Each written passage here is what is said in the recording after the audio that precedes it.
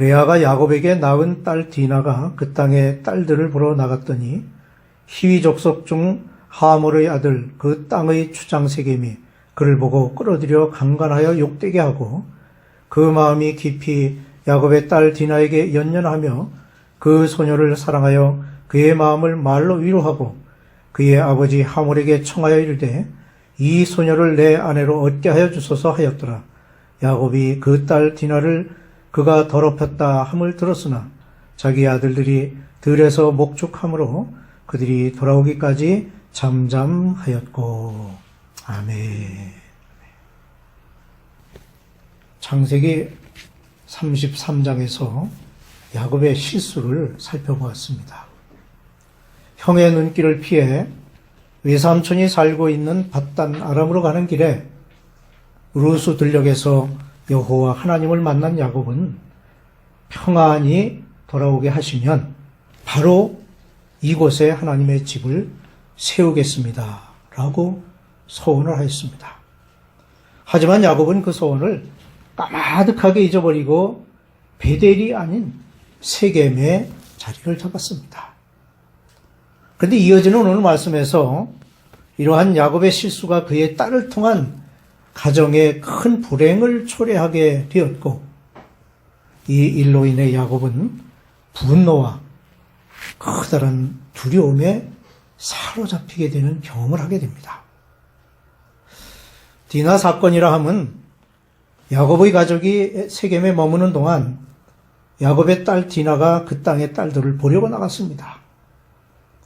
그때 히위 족속 중 하몰의 아들인 그 땅의 추장 세겜이 디나를 보고 끌어들여 강간하여 욕되게 함으로 믿음의 조상으로 이어진 야곱의 가정에 커다란 수치를 안겨주게 된 것입니다.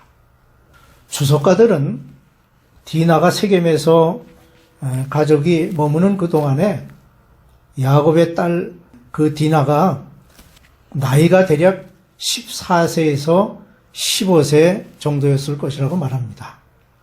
여자 형제가 없던 디나는 그곳의 소녀들에게 호기심이 있었고 그들과 사귀고 싶은 마음도 있었을 것입니다.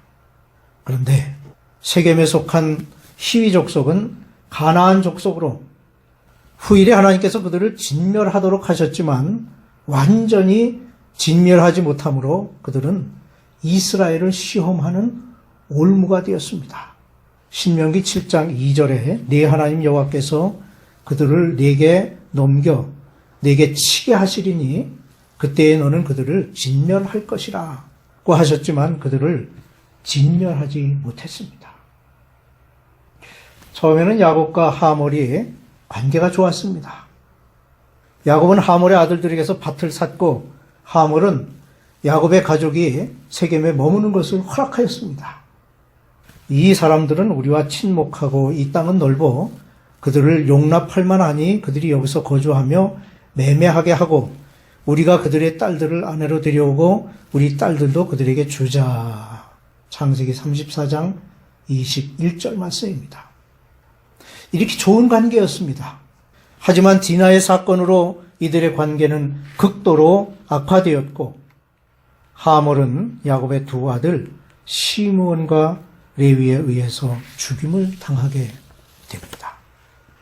본문은 야곱이 하란에서 하나님으로부터 내 조상의 땅, 내 족속에게로 돌아가라는 말씀에 따라 가나안으로 돌아오던 중 세겜 땅에 거할 때에 레아가 야곱에게 낳은 딸 디나에게 일어난 사건의 일부분을 기록한 내용입니다. 디나가 세겜의 여인들을 만나기 위해서 나갔습니다. 그런데 디나의 이 외출은 디나 자신이나 그의 가족들에게 전혀 예기치 못했던 수치스럽고 치욕스러운 일을 당하는 그런 결과를 낳고 말았습니다. 이 사건이 현대를 살고 있는 우리들에게 주는 교훈이 무엇인지를 생각해 보겠습니다. 첫째로 디나의 호기심이 이런 결과를 만들었습니다. 디나는 어린 나이였기에 바라보는 신앙적 안목이 어두웠습니다. 뿐만 아니라 세상을 바라보며 생각하는 마음 역시 지혜롭지 못했습니다. 이렇게 세상을 바라보는 그 눈이 어둡고 지혜롭지 못했던 디나의 행동은 그러하여금 호기심이 가득한 눈으로 세겜 땅의 여인들을 만나보도록 충동하였습니다. 이러한 디나의 호기심은 우리에게 한두 가지 교훈을 줍니다. 하나는 세상에 대한 호기심의 결과는 파멸이 있을 뿐입니다. 성경은 우리에게 속지 말라, 악한 동무들은 선한 행실을 더럽히나니 라고 고린도전서 15장 33절에 말씀합니다. 이 말씀은 세상의 헛되고 악한 풍습을 알고자 하는 호기심을 가지고 있는 사람에게 커다란 경종을 울리는 말씀입니다. 디나가 세겜 땅의 여인들을 만나기 위해 나갔다는 사실을 주목하게 되는데, 디나의 이런 호기심은 그의 눈을 어둡게 했고 그의 마음을 무디게 하여 어리석은 여자 중에 하나가 되게 했습니다. 과학이 발달하고 인간의 정서가 메마른 현대사회는 범죄 양상 또한 갈수록 포악해지고 잔인해졌습니다. 성범죄 역시 예외가 아니어서 과거에는 감히 상상도 못했던 청소년들의 집단 윤간, 자녀가 보는 앞에서 어머니를 욕보이는 가정 파괴범 등 갈수록 악독해지고 끔찍한 이런 범죄는 세겜이 야곱의 딸 디나를 강제로 욕보인 것과 같은 사악한 범죄 행위입니다. 디나의 호기심이 주는 또 하나의 교훈은 환경 조건을 무시한 눈으로 보고 판단하지 말아야 된다고 하는 것입니다. 디나는 믿음의 조상으로 이어지는 신앙적 환경을 무시하고 호기심 어린 눈으로 세겜의 여인들을 봄으로 말미암아 자신의 불행을 초래했습니다. 이러한 불행은 인류 최초의 불행인 아담과 하와의 범죄에서도 찾아볼 수 있습니다.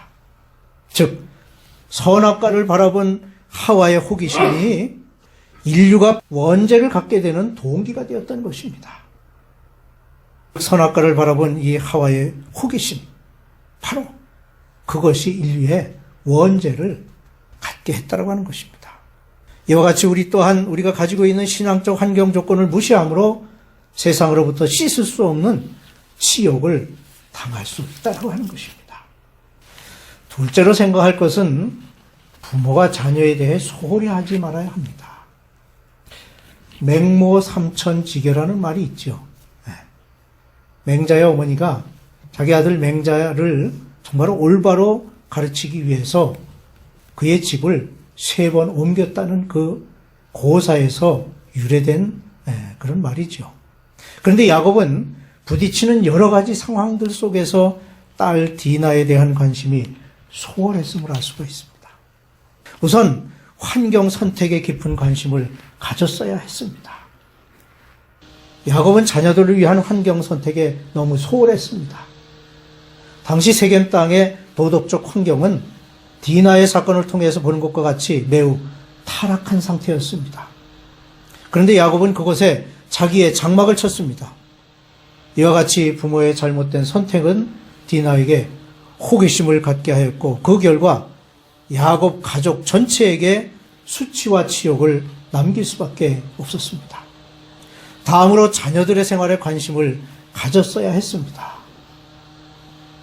아무런 목적 없는 외출은 위험스러운 결과를 가져오기 쉽습니다. 즉, 잘못된 호기심의 충족을 위한 젊은이들의 외출은 위험한 결과를 가져올 수 있습니다.